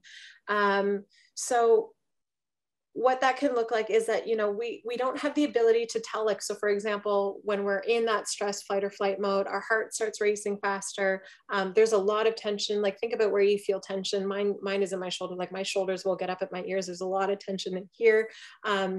Foreheads, clenching of the jaw. If any of you are grinding your teeth, this might be like one of the things that you notice too. Tension in our hands. Heart starts racing. Breathing becomes more shallow. A lot of those things we don't have the ability to control our heart rate, right? I can't say to my heart, start beating slower, and it will listen. It doesn't do that. But the two things that we can do is attend to muscle relaxation and breathing. Those are the two things that we actually do have some degree of control over. So even if it's literally 2 minutes to sort of, right? Just to slow down. It's the sharpening of the saw while we're in the process of cutting, right? It's attending to our own body and the needs that we have so that we maintain a degree of steadiness. It's really difficult to stay steady and bring our most skillful self to this work if we are in panic mode, right? I think that panic mode in some situations is helpful, because in crisis, sometimes you just got to react and you got to, you know, sort of get things done. But it's not something that we're actually able to sustain over a long period of time. I like the comment in the chat here, the busier I think I am, the less I get done. Absolutely. That's absolutely the way that works, right? Because we're just running, as opposed to like being, we're also, what is this thing that I've heard, time confetti is this word that I've heard being used now, but it's this idea that we get, I love that there's been all of these tiny little synergy things that have happened. I don't know if you just heard the ding on my computer that just went off. That's a text message that's coming in, right? This idea that there's, as I'm saying, that there are all these little things that pull us away, right? So you're writing an email, but then you get a text message, and then you're on a phone call, but you've got an email, and then, right? Like there's all these little things that it actually makes it more and more difficult for us to stay present and actually sort of focused. And what happens is that we're constantly attending to dozen things simultaneously, and it actually makes us less productive, right? And it actually is exhausting. And then we get to the end of the day and it's like, what did you do today? And I'm like, I don't know. It's like, I know I was busy, but I can't tell you what I accomplished, you know? So sort of trying to be just like mindful and slow down one thing at a time. And it's actually a more effective way of working, even though we have all these things pulling us. The other thing I'd say is to try to sort of be mindful about how we interpret things. So how do we understand and make sense of our experiences and the experiences of the folks that we're working with? What are the assumptions and the interpretations that we are making? And how do we sort of take feedback when there's feedback coming to us, but also be able to recognize that sometimes the things being thrown at us have nothing to do with us, right? Sometimes. And sometimes we have to be able to disconnect, or I don't want to say disconnect, but sort of separate a little bit in order to reconnect and engage more effectively. So how are we making sense of, you know, the fact that, for example, if you have someone you're working with or a family you're working with who's really angry and frustrated with you, how do you make sense of that, right? It could be that they're really specifically angry and frustrated with you, something that you've done or said. And that's for us to, of course, take that feedback and reflect on. There are also times where you are the face of the system, right? And their frustration that is getting directed and thrown at you is actually about their frustration with the systemic barriers that they're experiencing, right? You're the face of those things. So sometimes you get the frustration thrown at you because you're the face of those things, right? So I just encourage us to think about, you know, when there's feedback coming my way, of course, we want to listen to the feedback and we want to reflect on what can I do differently? What was it that happened there? How might I navigate differently next time? But also to keep in mind that sometimes, you know, what comes at us isn't about us, right? And what comes at us is sometimes about people who are just really, really struggling and just need someone to hear how frustrated they are. And you're the one who's picking up the phone and calling them, you know, and you're the one who perhaps is, you know, safe enough for them to yell at, which I know isn't, doesn't feel good. And for us to think about, you know, but I can, sometimes what I'll tell people is I said, you know, I can hold a punching bag for someone for hours. Being the punching bag is a different story, you know? And so how am I holding, like when, you know, when does someone need me to hold the punching bag? So they're screaming about their frustrations and I can validate, yeah, it is frustrating. Yes, it's unfair. Yes, this isn't okay. I agree with you. You know, like just being able to sort of like bear witness to that frustration without becoming the punching bag. And then in the moments where we feel like we're becoming, you know, the punching bag, we're better able, I think, to differentiate when we are in a more steady space ourselves, right? Otherwise, if we're not in a sort of more steady space and if we're in sort of this reactive space, then anytime someone screams at us, we react with either screaming back at them or disconnecting completely, both of which are not helpful. I'll share a quick little story. I was working with, so this was sort of in a, I was supervising a team of case managers, and one of the clients had a skin infection on her back. And she had asked the staff to come to her home twice. So she got a cream to put on her back, but she couldn't reach it. And she had asked the staff to come to her home twice a day to put the cream on her back. And this was, you know, in a situation where we certainly didn't have capacity. The staff didn't have capacity to go to the same client's home at, you know, 8 a.m. and 4 p.m. every day. And I was a bit uncomfortable with the idea of going into someone's home and that person disrobing in front of the staff, particularly as this was a client who had, you know, expressed a lot of anger and frustration by throwing things at staff before. And so I said, you know, I don't think we want to go into her home and be engaging in this way. So the idea is that we said, okay, so there's a need that you have that I don't think is within our capacity to meet, right? So that's one. So that was a bit of like a boundary. I was like, well, we can't do that for you, but recognizing the need, it's like, okay, but what can we offer? So I every now and then I do this. Whenever I'm putting up a boundary, I try to think, what is the offering? So no, we're not going to come to your house twice a day and put cream on your back for a couple different reasons, but we're not able to do that. But what's the offer? I'm recognizing that there's a need, so we still need to try to address this. So we offer two things. One, I said, you know, we can try to connect you with a public health nurse who does home visits. That would, you know, this would be more in line with their role than with the role of the staff team that I was working with. Or the other option is I said, you know, there's a walk-in clinic around the corner from you. If you want, we can go with you to the walk-in clinic, explain the situation that you have this cream that needs to be applied twice a day.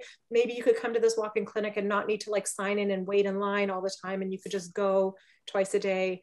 They know what you're there for. You're just going to go in, quickly have the cream put on and go home, you know, and we can try to arrange for that to happen.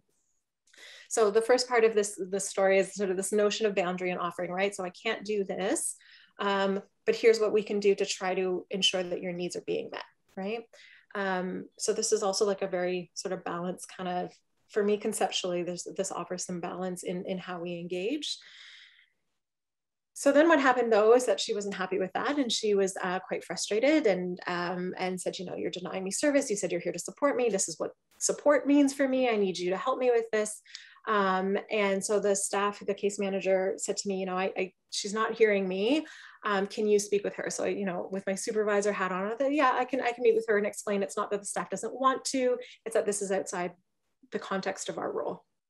So I invited her to meet with me. She didn't want to talk to me, but she came into this meeting and I said, you know, okay, so, you know, thank you for coming. You know, I know that you've been feeling a bit frustrated about the support. And I was talking about this, and as soon as I started talking, she did this. She leaned back in her chair. She leaned her head against the wall, closed her eyes, and goes, and she starts snoring, pretends to be sleeping. And I was a bit thrown off guard because I was like, what's happening, right? But the thing is, this was her way of resisting. She didn't want to meet with me, right? She didn't want to talk to me. So as soon as so she came to the meeting, but as soon as I started talking, just right, pretended to be sleeping. So I stopped talking and I said her name, and I was like, I honestly was a bit thrown. I was like, are you okay? Like, I said, are you okay? And then she got really angry. You said you wanted to talk to me, right? And she's yelling and screaming and swearing. And she says, you said you were, I came all the way here. Talk to me then. Say what you want to do. I was like, whoa, okay. Now, going back to that like disconnection control thing, I can feel in that moment, like I can feel the frustration, or I can feel automatically. And again, I think it's a normal human response for us to get that like tension and that sort of like fight or flight response, right? Where, because all of a sudden my shoulders up at my ears and it's like right here and I'm about to scream. But of course, that's not helpful, right? So this idea of like yelling back is not going to be helpful. The idea of shutting down and being like, okay, I'm just going to sit here in silence and I'm not going to say anything because you're screaming at me, also not helpful. So this idea of like trying to stay steady is this idea of being able to say, okay, I'm recognizing my own response. And before I do anything, I'm going to actually attend to what I need in this moment. So in that moment, I could feel myself like leaning in and like getting frustrated. And I was like, no, I'm going to relax my shoulders, long exhale, actually push my back against the chair, because my tendency when someone is yelling at me is to lean in and to get ready to fight. That's my fight or flight response. So what I try to do is the opposite. I physically push myself back in my chair to try to like be more steady. If your response is the opposite, again, no better, no worse. If your response is, oh yeah, I'm not going to say anything, try to bring yourself forward just a little bit and take a breath, right? So whatever it is that your natural response is to either go to control or disconnect, try to do the opposite to bring yourself, like physically move your body to bring yourself back to that sort of middle ground where you're able to be like, this isn't about me. She's frustrated. She's angry. She's, you know, not happy. She's in my face. I'm okay to respond to someone being in my face, but I have to respond to my responses, right? I have to take care of myself in this moment so that it doesn't come out as me screaming back at my client or disconnecting, because neither of those things are helpful. Yeah. So I think the skillfulness isn't in not reacting. The skillfulness is in noticing the reaction and attending to the reaction before it becomes the way that we respond, right? So I'm noticing that my shoulders are going up to my ears. I'm noticing that I'm about to scream, and I'm just like, whew, and I'm going to attend to my own reaction so that I can stay in a more steady sort of responsive interaction, right? That happened a few times. So I like, whew, caught it. Okay. And then I was like, oh, okay. So I asked you to come here today because I wanted to, she did it again. I was like, okay. I stopped again and I said her name and I was like, is this not a good time? Because I'm noticing that, you know, whenever I start talking, you are closing your eyes, leaning your head against the wall and pretending to snore. And we went back and forth this way a little bit, and she started screaming and swearing at me again. And then finally I said, you know what, I don't think we're gonna have a successful conversation here. Why don't we reschedule? And I stepped out and I left. And so it's, you know, this thing about like being the punching bag versus holding the punching bag, like you can be frustrated and that's fine, right? It's okay for you to be frustrated. If I were in your shoes, I would be very frustrated. That's okay. And if you're coming at me, I'll hold it for a minute, you know, where if it starts, like if you start swinging and, you know, where we move into becoming the punching bag, there comes a point where I was like, I will try to navigate it and remind you that I'm here to hold it, not to be the punching bag for you. But if you're insisting on it becoming, you know, something that's not going to contribute to us working well together, then I'm actually going to stop. I'm going to take a step back and we'll try again later. Yeah. Okay. Just to the chat, when you've become a punching bag for a client, at what point do you stop it? Yeah. Everyone has different coping abilities. Yeah, for sure. So for me, it's when I'm no longer able to, when I can't say anything or do anything that will actually foster a helpful engagement. I've had it happen. So that's one example. I've had another example where I had, you know, a client who was very, very upset with me. This was when I was working in a group home and I had an office in the basement. It was like a broom closet. And one exit, and there was a client who was really upset, came into the doorway, started screaming and yelling and really frustrated. And I'm trying to do all the de-escalation stuff, right? I'm paraphrasing and I'm acknowledging and I'm validating and I'm trying to, you know, like, can we take a breath? I hear you. I know this is, yep. And I haven't even disagreed with anything that they've said. I'm saying like, I hear you, I get it. Yeah, I hear you. This is what, can we talk about this? I need you. And she's not able to hear me, right? So it doesn't matter what I'm saying, but she actually can't hear me anymore. And all of my attempts to de-escalate are just, they're not working. And it went on for maybe, definitely not more than 10 minutes. And finally I said, you know what? I was like, this isn't helpful. I think the key thing about walking away though, is acknowledging that you're going to try again later. So it's not a complete rupture to the relationship, right? So with her, for example, I started getting up and I was like, you know what? Let's try this conversation later. I'm going to try this conversation later. Let's come back and we're going to try this conversation. I'm going to close the door now. I'm closing the door now. We're going to talk later. I'm closing the door now. And I'm closing the door. And as I'm closing, it's like this far away from being closed, and she screams at me, I have the right to be heard. And of course, everything in me wants to yell back, so do I. Like, it's just, you know, like in that moment, I'm like, again, you know, I'm like deep exhales. And I close the door, and now she's now yelling at me through the door, but I've sort of created a barrier. Eventually, she sort of went up to her room and calmed down. I was able to attend to my own dysregulation because, folks, if somebody's yelling and screaming in your face, it's a natural human response to sort of get, you know, a bit tense about it. I'm attending to me. I let her take some space, and then I go back, right? So a couple hours later, and I go and I knock on her door, and I say, you know, is now a better time? Can we try to talk? Can we talk things through? The other thing, just to flag there, another way to sort of conceptualize this stuff. So part of the conversation I had with her is I said, you know, so we talked about the issue. I don't remember what it was, but we talked about the issue. And then I said to her, do you remember when I was closing the door? I said, do you understand why I closed the door? And she was like, because I was yelling at you. And I said, you were yelling, you know, and it's not that yelling is never allowed or that that's, you know, inherently a bad thing, but you were yelling and you weren't able to hear anything I was saying, right? And I said, do you remember saying to me, I have the right to be heard? And she said, yes. And I said, okay. I said, so here's the thing, with our rights comes our responsibilities, right? So yes, you have the right to be heard, but along with that comes the responsibility to listen, right? I have the responsibility to listen to you. That's part of my job. I have to listen to you. That's part of my responsibilities, but it also means that I also have the right to be heard.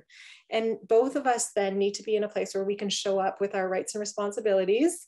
Otherwise, you know, it's not going to be a balanced interaction, right? So I closed the door because you were insisting on your right to be heard, but you weren't engaging your responsibility to listen.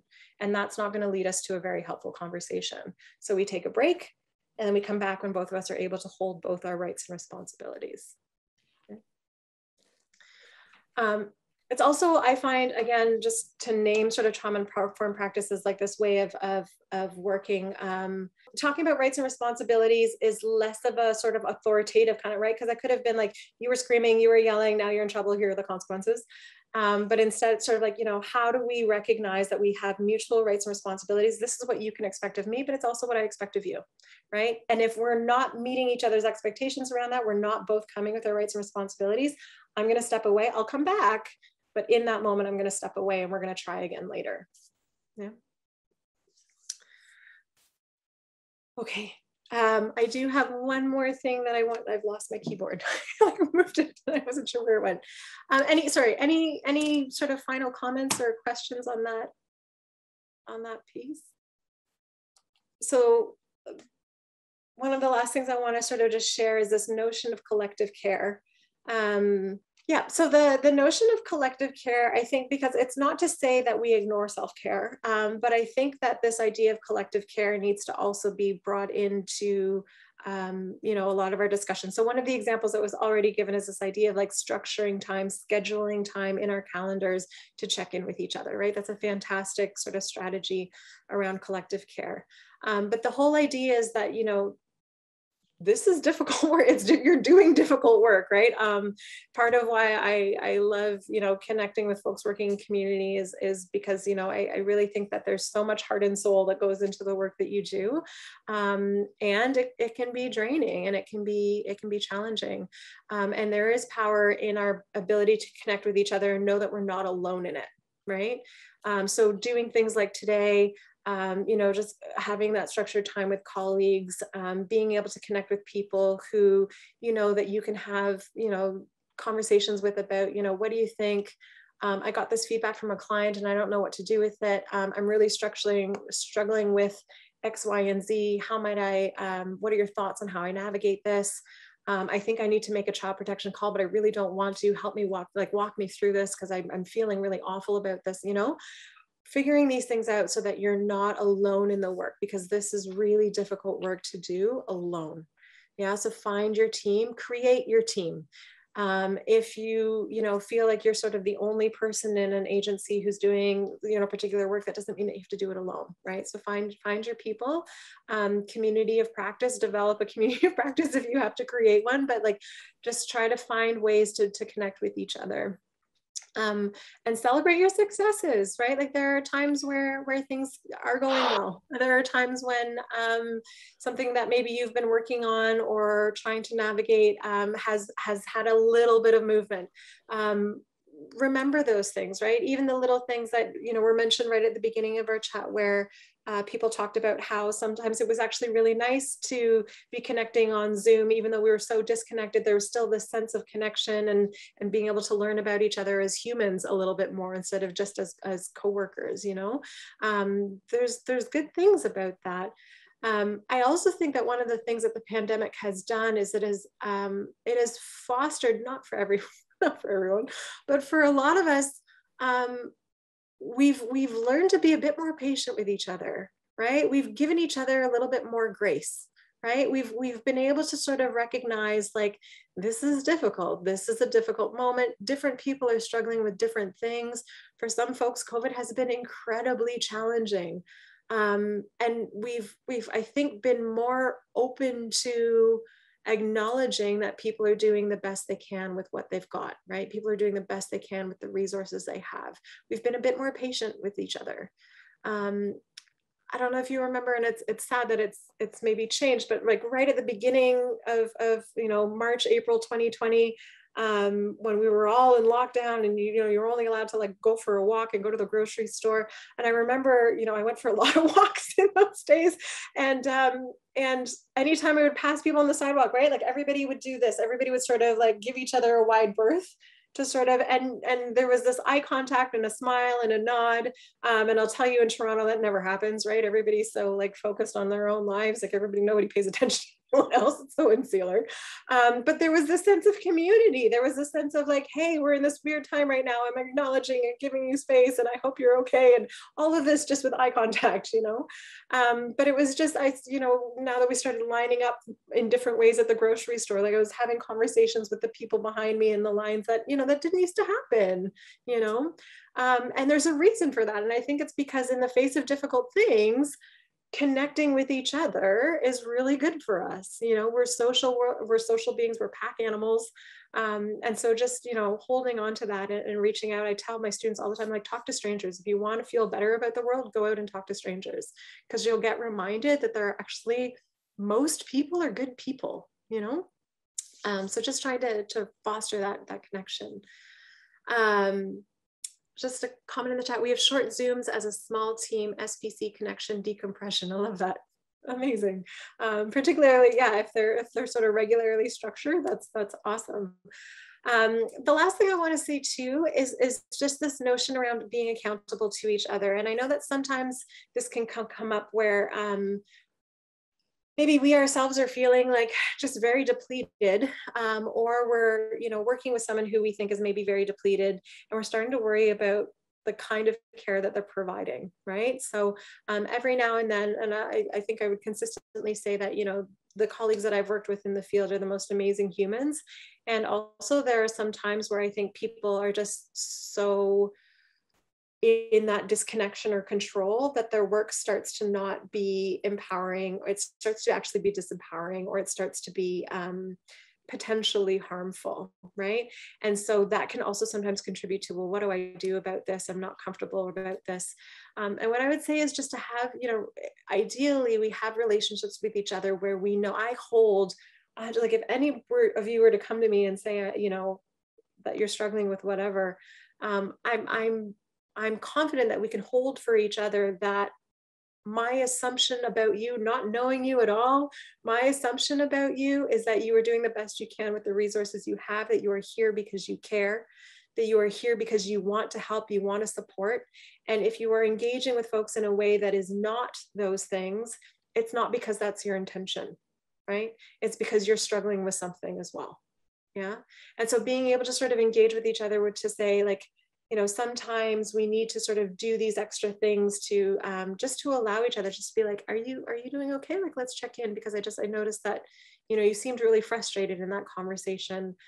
Is everything going okay? So just being able to sort of engage with each other with that care and concern, even when we have maybe concerns about the way that the other person is engaging, that our way of communicating that is starting from a place that acknowledges, I know you're here because you're wanting to do good work. I know you're here because you care.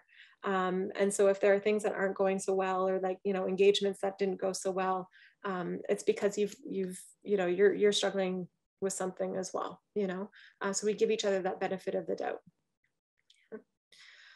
Back to the chat again. So we organically went into connection pods. We meet as we are needing. However, we are connected by text. We speak almost every day throughout the day. And it's not limited to work. It's just about life. It's been very helpful, and I'm very grateful I have this pod. Oh, that's lovely. That's amazing. Thank you for sharing.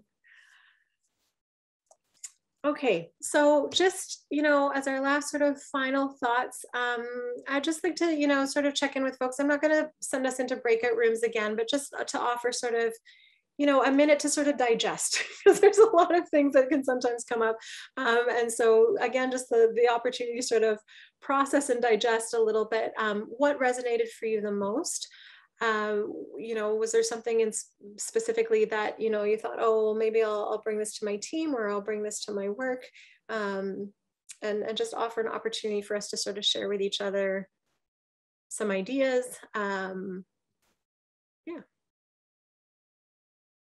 Final moments for reflection and digestion of ideas. So the question, what resonated for you the most today and why? Samantha. I think what resonated a lot for me was the defining of success and how that's going to look different with each client that you're working with, and specifically what the goals are. Yeah, that was that was big. I'm going to be chewing on that for a while. Yeah, great. Thank you. It's also sometimes too about like the conversation about, so we create goals, right? Like that's one of the things that we're always doing is creating goals with people, and looking at like, what is my role in the supporting of those goals, right? What is within my control and not within my control. From the chat, boundary and offering, we cannot be everything to everyone. So having to say no is okay, and figuring out what you can help with. I can't do that, but I can help with. Yeah. I actually had somebody tell me that they, when I did a training, so the other thing I do is around trauma-informed practice. And I talk about this boundary and offering, right? And somebody said they work in a homeless shelter, and they said whenever they have to sort of hold a boundary or like talk about rights and responsibilities, they just do this gesture. And people just get it. So they're like, well, we can't do that, but here's what we can do. And they said like, just this gesture is enough for people to sort of get on board with understanding. Like, I'm not only saying no, I'm saying not to that, but yes to this, right? Yeah. Carolyn. I think just what you talked about in the very beginning, like redefining all those things like compassion, fatigue, and vicarious trauma and all that. Because I was actually just having a conversation yesterday kind of about this, where it was disempowering to hear things kind of conceptualized that way. And it was I kind of had this moment where it's hitting me like, did the line of work I choose to go into just by working with the clients that I want to work with, is this like negatively going to impact my mental health for the rest of my life just by working with those clients? Meaning that even if you're changing kind of slightly your role or the systems that you're working in, that kind of thing, it almost made me feel like it was just by nature of the clients that we were working with that was making me feel that way. And having that kind of redefined and reconceptualized is helping me to look at things differently and not have that fear and worry. Yeah. Oh, fantastic. Thank you.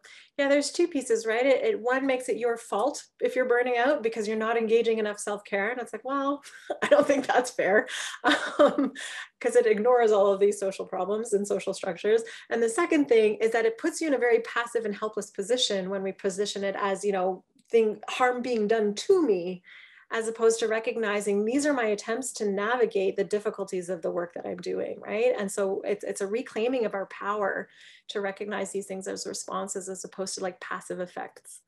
Yeah, great, thank you.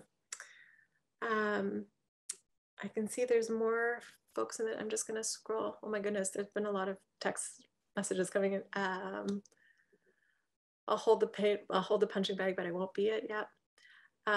Reminders of realistic goal setting, taking it day by day, reaching out and making the time in your day with alerts and follow up. Love the candle in a space, writing things down and letting them go. Yeah. Yeah, I use that may she be well, may she be safe over and over. When I can't stop thinking about someone, I just force my thoughts into that sort of, and I just repeat it until I'm able to sort of let it go.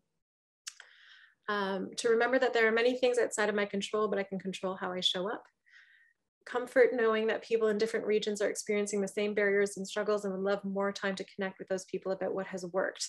So stay tuned. Yeah, so again, moving this notion of burnout from sort of personal experience to sort of, or sort of personal problem to sort of systemic. And again, I would say too, like the fact that this is resonating and like some of the things that you're experiencing You know, like we said, I think there's, you know, so currently 160 people on the line. It's not just you, right? Like that alone, you know? Yeah, so the quote that about the defining the problem. So again, Vicki Reynolds. So you'll get a copy of all these slides this afternoon, I think. So I've put the link there, but she has a lot of resources if you wanted to sort of check out some of her videos and things like that. She talks a lot about how we challenge the current conceptualizations of vicarious trauma. Yeah. Writing down moments that are meaningful. Yeah, okay. There's a lot of stuff in the chat. So any sort of final thoughts or anything like that before we go? I just wanted to offer one last check-in. Yeah. So please, please, please, you know, take time to take care of yourselves, and just remember that, you know, it's okay to say no. It's okay to have boundaries, and also that what you're doing is part of a collective, right? So this idea to and maybe this is something for future conversations and things to think about is how do we keep pushing, right? So when we recognize that some of the difficulties we experience are due to these social systemic structures, how do we keep pushing collectively to try to move those systems and structures, right? And that change happens, but it's really hard for that change to happen alone. It's really hard to sort of move those dials by ourselves. But again, this idea of like you have a community of practice here, right? You have a community together, and just being able to sort of, you know, connect with each other and sort of have these ongoing conversations about what are the ways that we can push for that ongoing social change, so that you also feel like you're contributing to that larger narrative, those larger conversations, right? Sometimes that happens through work, sometimes it happens outside of work, but just again, sort of something to think about in terms of how you're connecting to community around, you know, really progressing the things that are important to you and the values that you bring to your work. So thank you so much for your time, for spending this time together, for all of your ideas and comments and engagement. It's really lovely to get the chance to spend a bit of time together. And I will pass it back over to Ray, who I think is going to share with you a bit more about the rest of the morning or the rest of the time that you have together here.